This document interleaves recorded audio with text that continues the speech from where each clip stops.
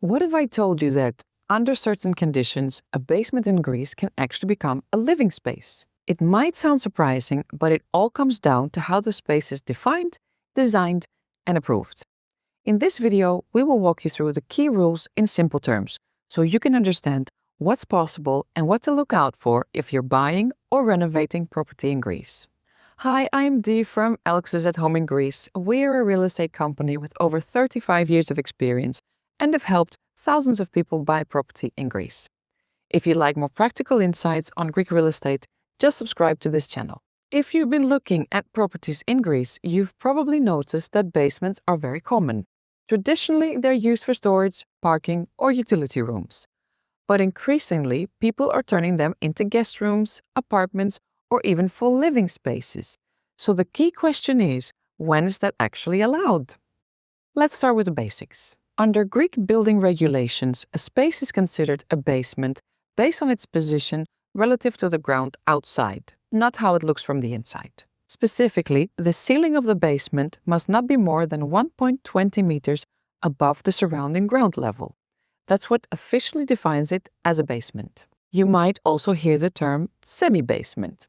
This isn't a strict legal category, but it's commonly used to describe spaces that are partly underground but still get more natural light, often with windows or even direct access outside. And that's where things start to get interesting. Now, here is why the definition matters. Basements are usually not counted toward the total building area as long as they are used for auxiliary purposes like storage or parking and stay within those height limits. That's one of the reasons developers include them. But what if you actually live in that space? A basement can become a main living area, but only if it meets certain conditions. For example, it needs sufficient ceiling height, typically at least 2.5 meters. It must have proper natural light and ventilation. It must also meet health and safety standards.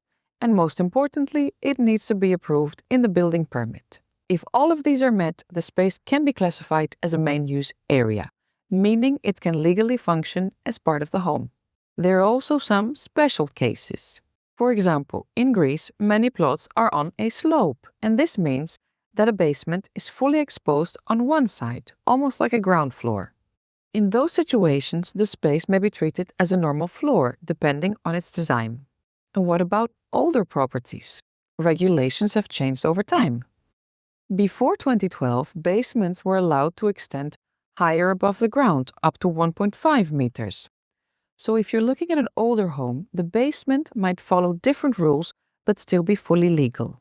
And if a basement has already been converted into a living space, there may be a process to regularize it, especially if the change was made before July 2011. This usually involves declaring the change and paying a fee based on factors like size, value, and when the conversion took place. So what should you take away from all this? Basements in Greece are flexible, but they are also strictly defined. Whether they can be used as living spaces depends on how they're built, how they're classified, and whether they've been properly approved.